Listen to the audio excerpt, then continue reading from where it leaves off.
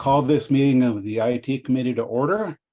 We will take our formal roll call. Alan Baker. Yeah. Mark Clark. Here. Bob Hassinger. I'm here. I'll ask for Bob Carroll, but I see he's not yet on Zoom. Hopefully he will join us. Dave Robbins is here, and our special guest, Evan Brassard. Right. And as always, our very first agenda item is public input. If there is any, He's supposed to respond so that we know that he hears us and we hear him. Haven't you read the law? Can you hear me? I just wasn't able to unmute fast enough. And here comes Bob Carroll too. So. Excellent. Give Bob a moment to get fully connected with Zoom. There you go. So Yeah, call his roll. let me complete the roll call by asking if Bob Carroll is present and can hear us. I am present and I can hear you. Excellent. So let me resume with our agenda. First agenda item is public input. If there is anybody who wishes to contribute something by way of public comment or question that's not currently on the agenda, not already on the agenda, now would be the time to speak up. We do not have any Zoom attendees. I see Bob is.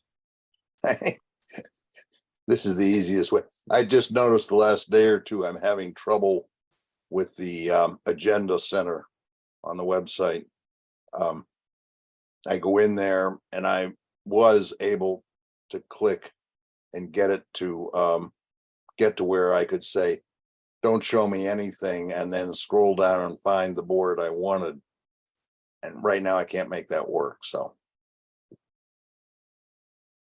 Okay, I'll relay that over to William. All right. Anything else in the way of public input? If not, our next agenda item, which was to be our primary agenda item for this evening, was to hear from Charlie and company with the town's IT contractor. Got word this afternoon that they weren't going to be able to make it. So we will, invite Charlie back at his next available opportunity that, our September meeting or later, whatever works out.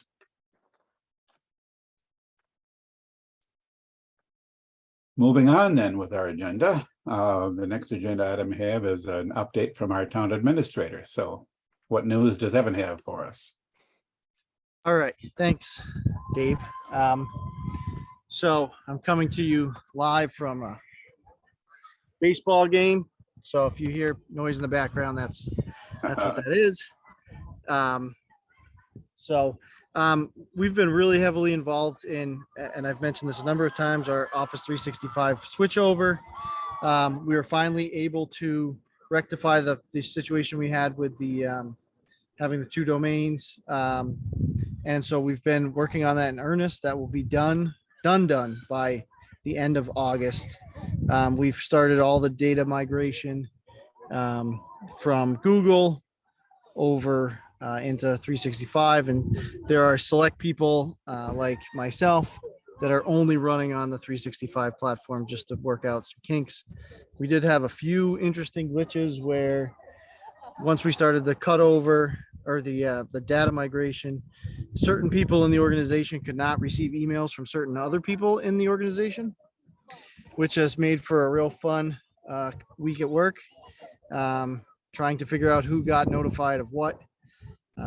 We think that we've solved that little glitch, and so today is Wednesday. On Friday, I will meet with CMD again. We meet every Friday to go over this project, and we will migrate another batch of users over. So we're making good progress, finding little things here and there, but by and large, we're on track for the end of August, which is good. So other things, we continue to work on camera improvements. So we do have a request for bid on another, I believe it's either 6 or 8 cameras for the exterior of the municipal center. So the big weight on that was we really needed to get past the paving project, not because they're related, but just because of the amount of moving parts that added just to the general workload. So we decided to just hold off on that, but these will all be exterior to the building with the exception of 2 on the upstairs corridor. So that should get us in pretty good shape to be seeing what's happening around the municipal center and capturing what we need to capture. Other than that, it's all kind of status quo stuff. I don't think I had anything else, Dave, when we talked the other day. Did I mention anything other than those 2 things? Not that I can remember, but Okay. not that my memory is perfect, but Yeah. I Yeah. think- No, those are the majors. Everything else is just regular business, right? Turning over older machines for some newer machines, working through that bid process. We are going to be, and this will be something that Charlie will bring up as well. We're going to be replacing the server at Town Hall here in fairly short order. So that was a leased Dell server. It's in theory oversized for anything that we would need, but I wasn't here during that decision-making process, and it very well could have been that way for a reason. And so we went to extend our warranty on that, and it is end of life according to Dell. So, we want our main server to be covered. So we are looking to probably offload that server from the municipal center, bring that up to the fire department, and then replace the server with what I don't know yet. So that's on the near horizon, probably. Hopefully, Can I ask a quick October, question on November. that? What is that server used for primarily? it's pretty much our main hub for all of our data. So the reason why I ask is now that you're migrating, you're in the process of migrating to Office 365. One of the services with that is OneDrive. Has there been any Right.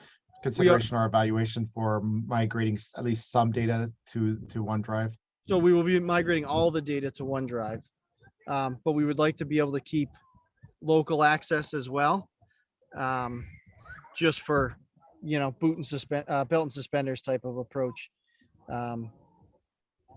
Having been through the tornado here in Munson, I always like to have multiple places where our data is, and I know that OneDrive and the Microsoft product is stable, and we should, in theory, be able to get it from everywhere. But having seen what happens when you can't access data, I'm just overly cautious with all of that. But yeah, I've been on OneDrive for a year, just using that personally so that I can at least speak somewhat intelligently to different functions that we have access to. So it'll be a little learning curve, as most people are pretty well used to the Google Suite at this point. So Okay. I don't anticipate that we're going to be oversizing it to the degree that the one that's in Town Hall now, for the simple purposes is that, we don't need to keep as much data, as much replication, all of that stuff happening. We can rely on that because we'll have that on OneDrive, and then we'll have that in our data vault as well. So. A couple meetings back, I think some folks on the committee were, sort of curious as to how things are going with Vadar. I know it's been in sure. now for a while. Yep. So we're in a really stable place. So I don't have anything major to I don't have anything. A couple brothers are having a spat over here. One of them is Surprise. apparently a genius and the other one is not. So according to them. So we're we're not really seeing any major issues. We're in the phase of we've built it, it works, and we're just using it every day.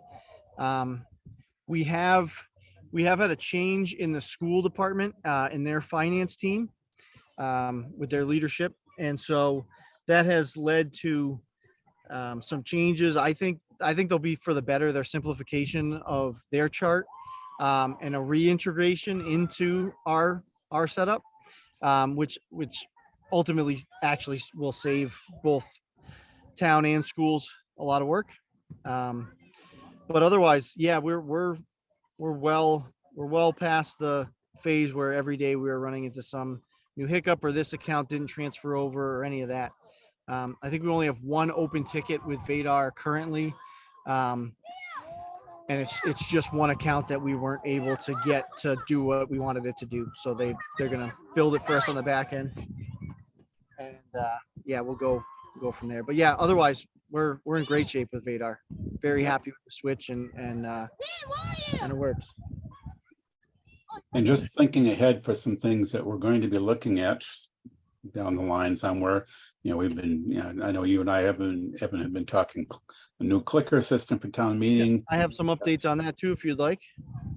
Yep. See, this is why I asked you what we talked about the other day, Dave, because I've already forgotten that whole conversation. So actually we had some movement on that today. We have 3 different vendors that we're looking at. Meridian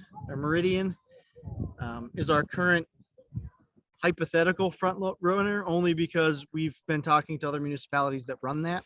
And they have a pretty cool service model where they come to your first town meeting and run all of that side by side with you, so that you have a certain guarantee of success, which is great, because it's nerve wracking when there's 300 people in that room relying on your technology to work correctly.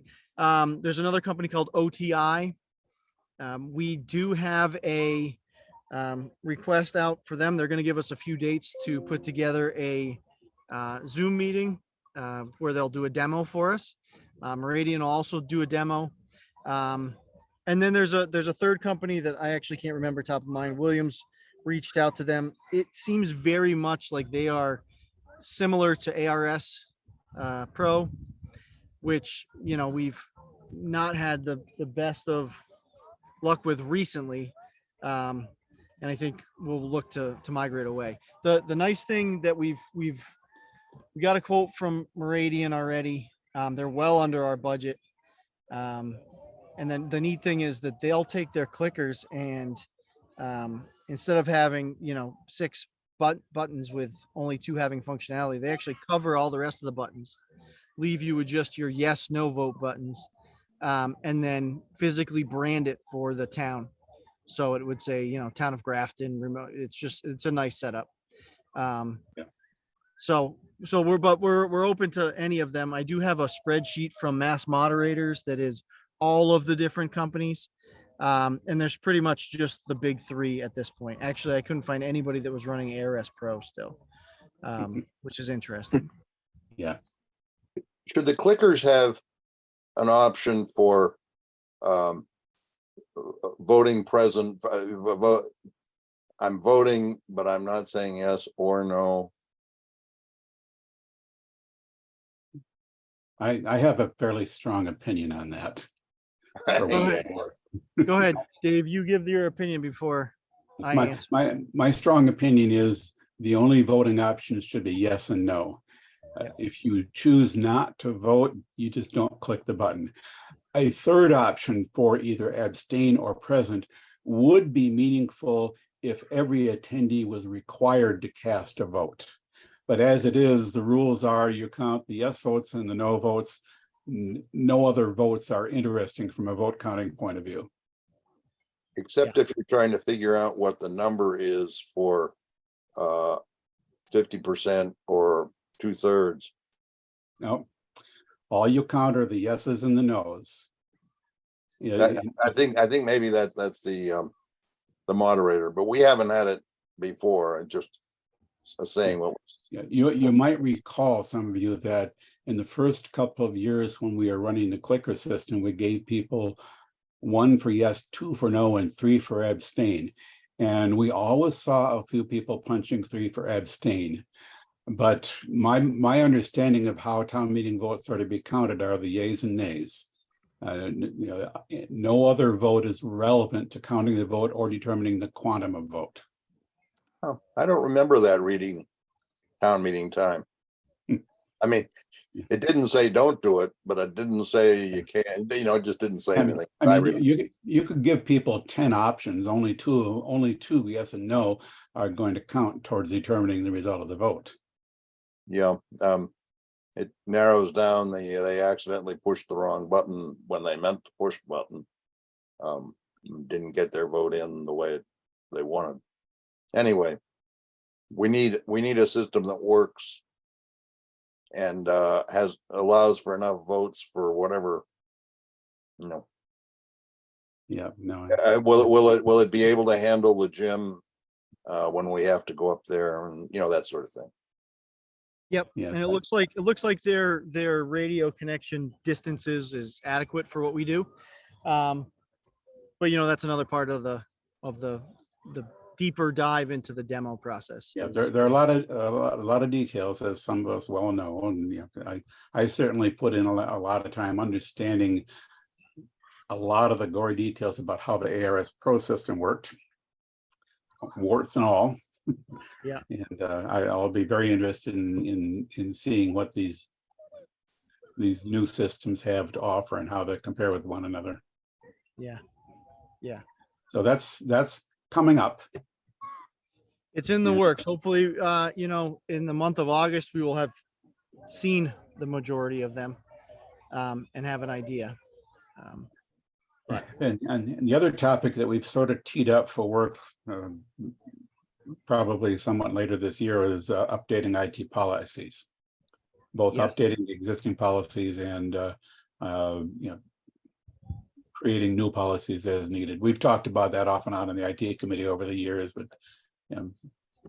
that's something that going into the fall, I'm sure whenever Evan you have time to really devote some energy to it, and we'll bring some suggestions. Yep. So I need to collate all of them of what we have existing, and they're in different spots. And I think there may be some that are unaccounted for. So I've got to spend some time on that, but that would be great to get the committee's input on that process. And also, we probably don't have what we're supposed to have, would be my guess. So we talked back like a year ago or so about that it would be great to align our policies with NIST Framework for municipal governments, that they have a very well recognized framework for IT for municipal governments that generally is a good recommendation for any government to follow, from processes and security and like anything procedural at all. So I would just like to re-echo back that if we're going to be doing this, that's something that I think we should consider in there as part of this. Yeah, I'm certainly open to that. My extent of knowledge on that is what you said a year ago. So that's not, just keep in mind, obviously we have an IT committee because this is not my area of expertise. So I'm perfectly happy to look at, whatever framework already exists for best practices. I think that just makes total sense. So Alan, is that you referring to NIST CSF?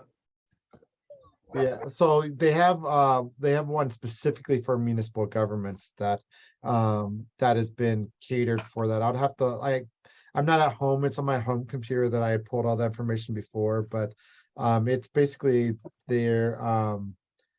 it's fine-tuned for specific things that apply to more government entities and such. Yeah. That's there. So yeah, I think I had put that on the agenda for tonight for us to sort of revisit some of the policy topics that we on the committee have discussed in the past, and maybe sort of chart chart a path forward, at least in the sense of us, sort of reviewing what we all know and start to formulate some specific, some suggestions or recommendations for particularly policy. How, this is to make it real. Like Evan, you said that among other things, you want to pull together all that we currently have, and we'll want to look at that in the context of the NIST framework and any other topics that we think are important to pull together in the under the umbrella of policy. That's good. I'm sure it'll take a little while, but I would like to see us make some forward movement on that. Well, I think, Alan certainly is the point person for building this framework. So I'd be happy to look at a draft, Alan. No, I'm just kidding. We can work on this all together. I'm more than open to it. And like I said before, if there's a best practice that already exists, we don't have to reinvent the wheel in any way, shape, or form. Yeah, I'm always in favor of not reinventing wheels if we can find a good enough wheel. Yep, absolutely. Well, and so a lot of what they do with this is basically there's the traditional NIST CSF that you'll have there, and then it comes with a spreadsheet that you can use for like a worksheet, basically to input information as far as how you're currently handling this type of area and such. And it's pretty straightforward to finding where your gaps are as far as your processes go, or where you deviate from what is recommended best practices. So, Alan, would be part of moving this forward be to, number one, just sort of, make sure we all have the correct appropriate documentation for the NIST framework, but then also to have all of the policies and procedures that we currently have as a basis for evaluating those against the the NIST framework and going from there. Yeah, so generally the way that I've always done it with this is that your very first steps of it is basically identifying how you're currently doing it to address the different controls that are defined there. Like, how do you handle securing user accounts, and how do you control the different parts that are in there. And then when you do that, then after you go through there, you find things where you're not doing it at all, or where you're not doing it sufficient. And then the next steps is to then identify what changes or modifications you're going to want to put in there for that. And then after that, just you basically you implement, and then you then if you want to continue with it, there's parts of it for going through and detecting deviations from it in your environment and so on. But generally, at least the first three parts of that is recommended for implementation of better practices for stuff. Yeah, so that step one is how you're doing things today. That is basically is informed by your current policies, practices, and procedures, whether they're documented or more informal. But that's really, when you start with basically a list of questions. How do you do this? How do you do that? And you have to So do whatever you need to do to answer those. Yeah. Yeah, so if you actually look back at email that I sent to the committee for future conversation, I think I sent it April 3rd, 2022. That has some information about it has a spreadsheet that you can use for kind of a worksheet, as well as information about just like a quick start on information on how you can use NIST to improve the environment. And then I also included there an example of what the state of Texas did with this to do it for their own environment, kind of just like as an example of how a government may do that. So Yeah, so that's probably a good starting point. Yeah, I remember you sent that around. It's been a long time since I've looked at it. Yeah. Carol, you have your hand up.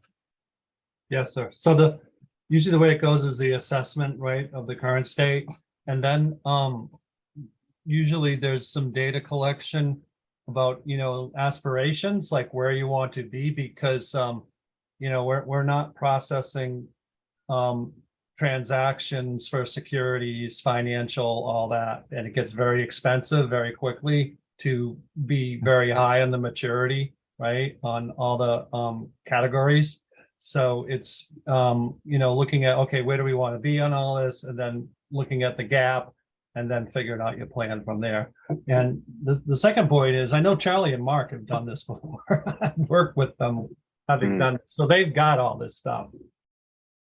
Yeah, I think that's a very good point that Bob makes there, is that the especially for the idea of a framework, is that it is supposed to be a guide, or it's a guide to craft controls from as kind of a point of direction, and it really has to be tailored for your environment. And it's really a series of asking how you handle certain types of things, and the way that a financial institute is going to handle it is going to be completely different than how we would handle it here. Like, that's one of the things, like for me at my current university, is so much more loosely done than when I was in the corporate world. It's just, you really have to look at what the application of that framework means for that environment. So it's not like you have to do this and this cookie cutter. You have to look at what your goal is and what you're wanting, how you want to get to it. It kind of sounds like that's sort of the approach. It sounds, I think we all kind of see that as sort of a good way forward. Yeah, so we'll, at least for me, I want to refresh my memory on all that information. I've still got it from when you sent it out over a year ago, Alan. But yeah, it's probably time to you sort of buckle down and start looking at how we're going to apply it here. And yes, if Charlie and company are familiar with that, then we can rely on them to give us a lot of support. Yeah, so let's bring get it done. Let's bring them to the next meeting, and then we can start that in earnest with them. Sound like a plan? Yeah. Sounds like a plan. Okay. So with that said, is there anything else for Evan? Can we let him enjoy the rest of the ball game? Well, I don't know whether he's enjoying it there. We only got a couple of minutes about the Wi-Fi. He might be part of what needs to happen. Oh yeah, so that was my next agenda item, is an update on the public Wi-Fi hotspots. Actually, it was the previous one. I think I asked Fiona, and she said you probably can bring us. Yeah. After we talked about it at previous meetings, we got a Zoom session going with Comtract, who are the ones who built our fiber network around town, and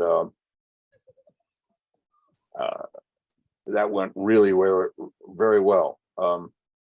We had the head guy and the guy that was the engineer for the system on it. We got everybody there kind of getting an idea of what they're looking at, what we're looking at in terms of implementation, what we want to do. And as it happened, we were able to coordinate that I met the engineer in town an hour later and was able to take him around and show him the places exactly that we're talking about. And he was able to take his measurements with this wonderful device. And he finally concluded this was really looking pretty easy, and that he wouldn't even have to come back for a deeper engineering survey before they began to give at least a budgetary outline. The one thing that I want to be sure about is that we're talking about a separate. We want the public Wi-Fi to be separated from the town network. Exactly, I couldn't talk to them about exactly how we've been doing it or what we want to do about that.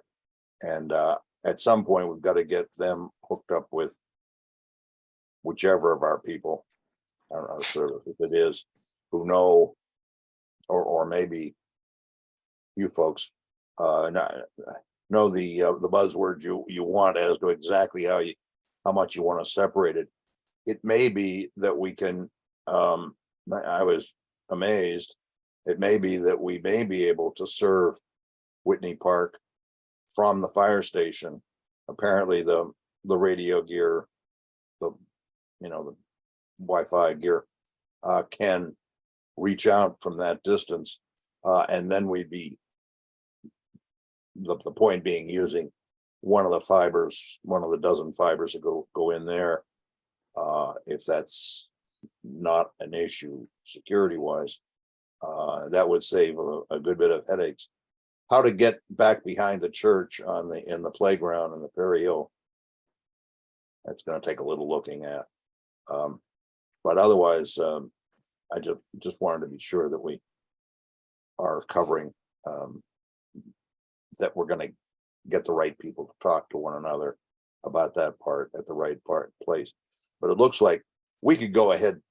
Well, as soon as we deal with paying for it, we could hook up the two existing parks. We were able to find. I was able to help them find where the connections are there, and they're all wonderful. Even have pull strings already, and the whole thing. They can put the radios in the gazebo, up on the top of the gazebo, and we have the structure down at Mill Villages, which I think is where we probably go. Anyway, they're going to make some recommendations, and it wouldn't bother me at all if we could go ahead. And even though there's ARPA money can be used for a lot of things that cable money can't be used for. And then I got 3 hats in this ring. Over on the cable committee, we've talked about it, and I've at least suggested that since cable paid for the rest of it, that seems like a thing that cable money could do quite easily. I keep getting a little pushback because we now in recent years have this thing where town meeting votes money out of the fund, and votes a budget, how much of the fund, the cable fund will be able to use. So I think Evan is probably the best one to be on top of juggling that. So the part that you talked about as far as this separation or the segmentation of the guest wireless from the town network, that's something that getting CMD involved with Charlie and them involved with, depending on how they have the network set up, it should be something pretty trivial to do. Generally, that's very easily done. Over the fiber, you have a logical trunk that carries multiple different VLANs that then get brought back to the core as a separate VRF that's then plumbed into the firewall in its own separate zone environment, and the two environments stay completely separate on the entire network. And so pretty much almost any modern technology nowadays can do that without much difficulty. We're doing that currently with our public first private Wi-Fi networks in the library and in the town hall, Right. all over. So I'm sure it's doable. The thing that was like, well, do you need a separate switch? I don't know whether you need a separate switch. Okay, No. You shouldn't need to know.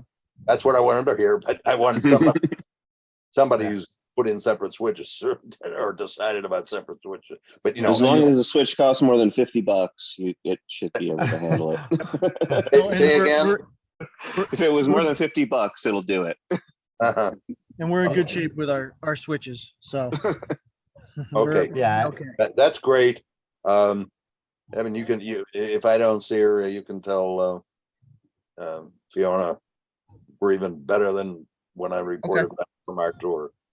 And that we could, if we could move ahead and do the 2 point, well, actually do all 3 parks for that matter, but at least do the 2 existing parks this year. Hey, I'd be, Okay. Yeah, one of the issues that concerns I would have is making sure that the access points and the wiring that we get, that it's all, protected against weather and vandalism. oh, that, From a physical aspect. this guy's been designing data agree. networks like this. Well, he had been well into it before he got into ours 10 years ago. We talked about weatherproof and all that. Yeah. His only question was whether the North Grafton Fire Station might object to having a radio, a distribution point. I won't speak for the chief, but I would say I doubt it. We work really well together, and he's, That's the other thing I was thinking was part of yours. Yeah, that's fine. I could talk to chief about that, but I don't foresee any major problem with that. He's very community oriented, so I don't see that being an issue. But So my So- experience with these type of boxes is that you have to worry a lot more about mice and rodents than you have to worry about vandalism or weather on these boxes. Yeah, I mean, and anything placed outside is potentially, subject to vandalism. That's- Right. But he's done this in many places outside. So If he's done outdoor Wi-Fi access points, then he should know everything that needs to be known about that. And, we already understand the segregation of internal and external traffic on our networks. and our network is far enough. And we've got plenty of network capacity. Whether we need to use a separate fiber for this, or it can run over, if we already have a network fiber, we can run this on that same fiber as a VLAN. I think as long as. Yeah. long Each as we get the location has a dozen fibers into it. And the town, the internal town network uses 1 fiber. Yeah, so no, we have backups for when it fails. Yeah, so we aren't running short of dark fiber at this point. no, we're in good shape. So if we, Yeah. and like I said, You know how that happened? Yeah, so if we already have the IP network running out to these points, we can either ride on it with a VLAN or go with a separate fiber. Yes, yes, it is definitely to the location, to the 2 existing locations, and it is definitely to the fire station. So, how to get the Perry Hill Park? He's going to think about that a little bit Yeah. more. Okay. We might have Yeah, to do a because- little something. Yeah, your typical Wi-Fi access point's not going to reach all the way from the fire station to Perry Hill Park. I was surprised at how, the trouble is that there's a building in the way, Yeah. or at least partly in the way. They apparently didn't get a lot of range. Yeah, I What- would expect what- an outdoor access point would have more range than a typical indoor access point would. What Okay. vendor are we using for this? What vendor access points are we looking at? Oh, we haven't gotten to that.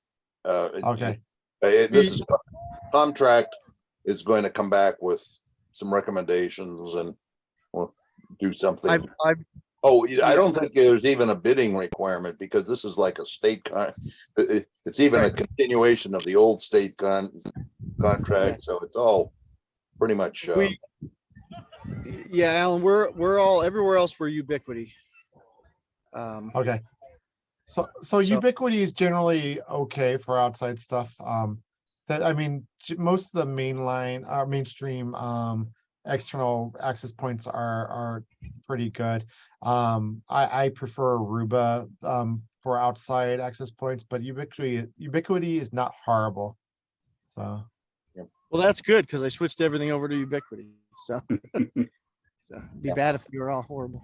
Well- So Ubiquity hits the like medium size deployment stuff, and they're pretty solid from like internal stuff. Outside's not bad. I actually use Ubiquity wireless bridges for stuff. But they're not horrible. So it sounds like things are moving ahead and, the prospects are looking pretty good. So Yep. basically, at this point, we're kind of waiting for contract, to come back with some pricing and proposals. I just want to be sure that when they come back, that they don't miss me.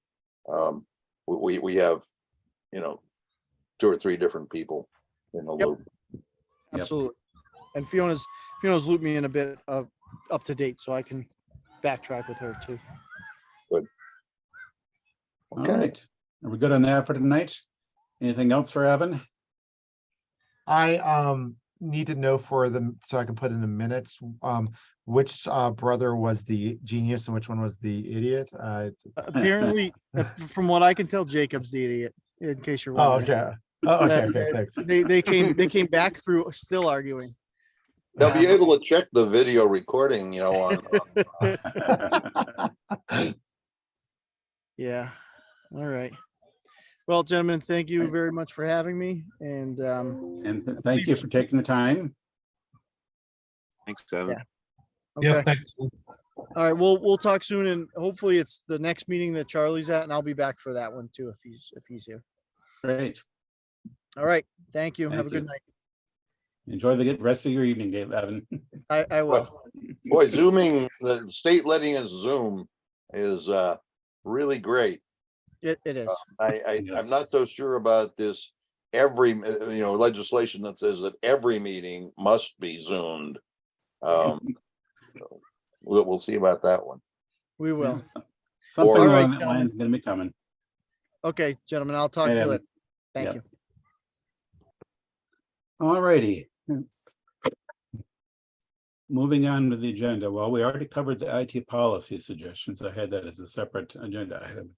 And I think we adequately covered that for tonight. Yeah. All right, so moving on then.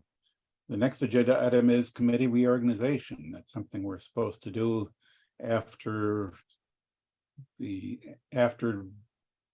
1st. And we had a meeting last month and I didn't remember to put that on the agenda. So this is the time for us to decide who should be chair, vice chair, and clerk. My custom is usually to have not as many nominations made as people want to. And with Dave, Yes. assuming that you make sure that the nominees are willing, and then you take a vote, A or B. And I'll nominate Dave as chair. I'll second. All right. There's a nomination and a second for me as chair. Are there any other nominations for chair? No, the rest of us are brighter. So that being the case, I will take that nomination as a motion to elect Dave as chair and call for a vote by roll call. Alan, Aye. Bob Carroll, Bob Carroll, aye. Amar, Aye. Bob Hassinger. All right. I guess I'll vote aye on that too. Motion carried unanimously. Our next up would be vice chair, who is currently Bob Hassinger. Are there any nominations? I'll nominate Bob again. I'll second that. All right, are there any other nominations? Hearing none. We'll put this to a vote. Bob Carroll, Bob Carroll, aye. Alan Baker, Aye. Amar Clark, Aye. Bob Hassinger, Aye. And Dave Robbins votes aye. Motion carried unanimously. And then there is clerk currently, Alan. So I would like to say that I don't mind doing it, but I would love if someone else is interested in doing it. I just, I feel like I'm constantly busy and I'm not doing a great job at it.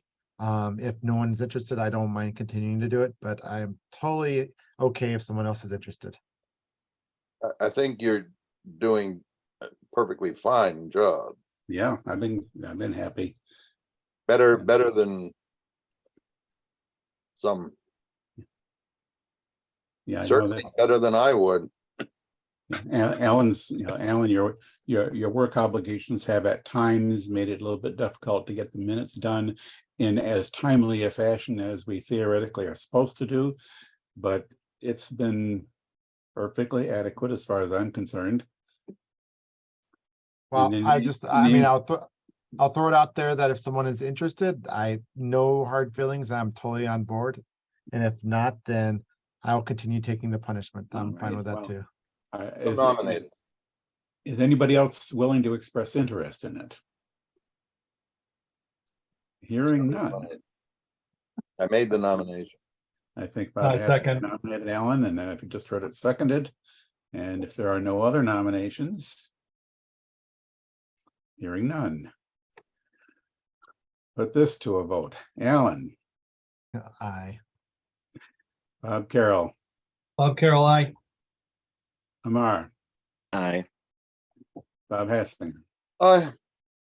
and Dave votes aye. Motion carried unanimously. There is no change in the committee officers for the current fiscal year, which means I can now fill out the form and send it back to the town clerk's office. Who's been giving us trouble with some of these? All righty, and our next agenda item is to review and approve the previous meeting minutes, which Alan circulated shortly before the meeting. And I looked them over and I didn't see anything that I thought was wrong with them. Motion, we approve them as drafted.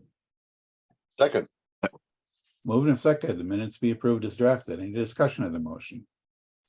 Hearing none. Put this to a vote. Alan. Aye. Bob Carroll, Bob Carroll's I. Amar, Aye.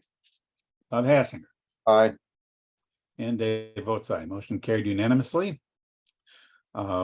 We did have, as we usually do on the agenda, a possible executive session, but we have nothing before us that would require an executive session. Therefore, we can skip that. And there being Motion, nothing we else, adjourn. moved and seconded that this meeting be adjourned. Alan, Aye. Bob Carroll, Bob Carroll, I. Amar, Aye. Bob Hassinger, Aye. and Dave votes aye. Motion carried unanimously. The meeting is adjourned.